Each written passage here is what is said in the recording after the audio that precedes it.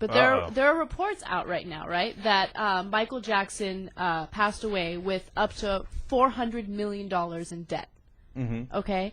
And, he was renting that mansion he was living in. Did you know that? Yeah. So a man who has $400 million in debt, does he need to rent a mansion? Especially since he's I know he has kids and everything, but, I mean, you saw his house. Was his house necessary? Necessary. I love that. He has kids.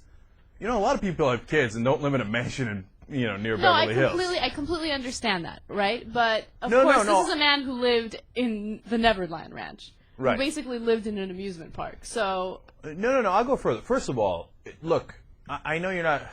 This is the fact that he's dead, then it's supposed to prevent us from speaking ill of him. We've been through this, right? Right. But come on, keep it real, man. How do you burn through all that money? He made $750 million from his album sales alone, let alone the Beatles deal that he did, let alone the concerts. He sold 61 million albums, okay? And then he ran out of all that money, and then another 400 million on top. And why? Because he was apparently burning through, what was it, like 20 or 30 million dollars a year more than he was making, okay? Mm-hmm. But so the question I had was, who's lending him the money?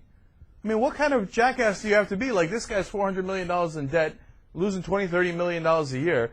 And, I mean, I know, Michael Jackson. Second of all, how long is he going to be around? I mean, look at him, right? And I said this before, and I'm the bad guy. But as we told you earlier, a lot of people thought this, right? And then the people letting him stay in that house, giving him the money to be able to pay that rent, they're giving him hundreds of millions of dollars in loans, I think they were crazy. I wouldn't have done it, but that's the amazing thing about being rich. Once you're that rich, you'll always be rich. No matter how much debt you're in, you're still going to be considered powerful. If you have $400 in debt, there is not a prayer in the world that somebody lets you stay in that mansion in what is Holmby Hills here, which is right next to Beverly Hills. Mm-hmm. Not a chance, right? But if you're $400 million in debt, well, then you can stay in any mansion you like. Now, how does that make any sense? Right. I mean, we live in an upside-down world. We do. It's crazy. So his debt, who is it going to go to now? Because they're not just going to let it go, right? Someone's going to have to pay off that debt. So is that going to be something that his children are going to inherit? Can you imagine his children, like, they start working at, like, Burger King, and they're like, oh, man, I got a long road ahead of me. No, his estate. His estate will have to pay this off. So his estate is still making money, mm-hmm. right? So they're making money from the Beatles. They're making money from Michael Jackson songs, which now are through the roof. Mm-hmm. In every online thing and in every store, all the Michael Jackson things are sold out. Top 15 songs right now online that are being sold are Michael Jackson songs. So that money is going to pour into the estate, and then they will have to pay back the loans first. Mm-hmm. And then hopefully if there's anything left like 20 years from now, then Blanket might get it. Okay, and that's roughly how it works.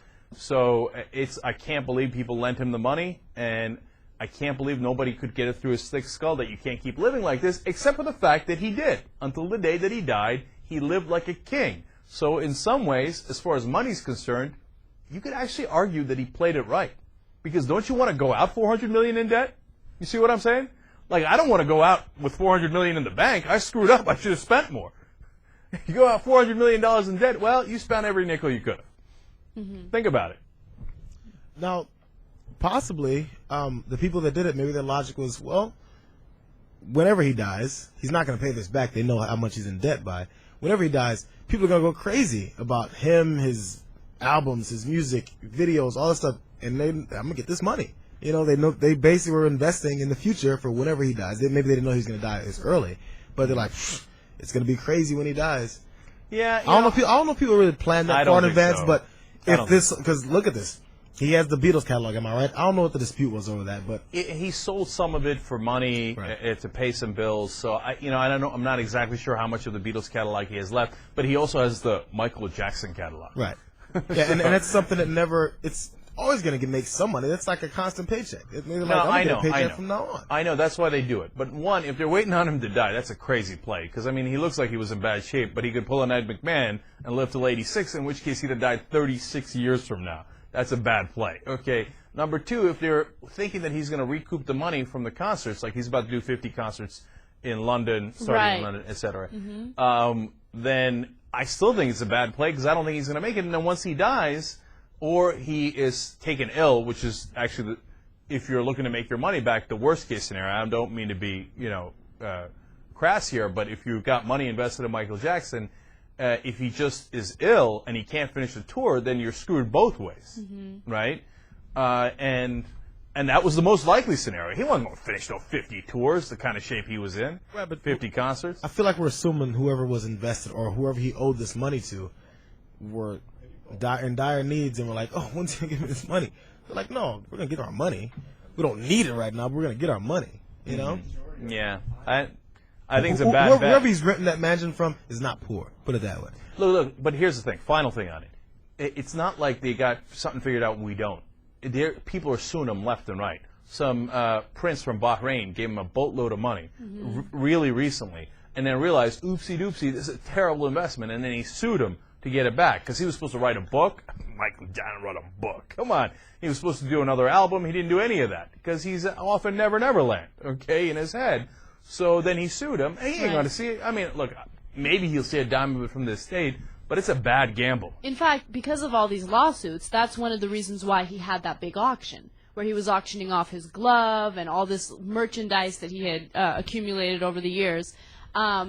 He needed to make some money back so he could pay off some of this debt. Yeah. And look, final thing, and this is, of course, taking it over the top. Jesus, Lord mercy. I know, we need to do some serious damage control after this segment, I think. Okay, but look, I think Michael had had enough. Okay, real pop psychology here and speculation. But, I mean, look, he was done, man. And he had told other people, probably the same thing that happened to Elvis will happen to me. I don't think he wanted to go on. And that, I know it's pop psychology, but that has an effect on people to some degree. That's why so many people die a year after their longtime spouse dies. Those are scientific studies that if somebody's been married for a long time, 40, 50 years, and their wife or husband dies, they usually die like a year after. Not usually, but more so than normal statistics would indicate. So, I don't know. Okay, but we'll leave it right there.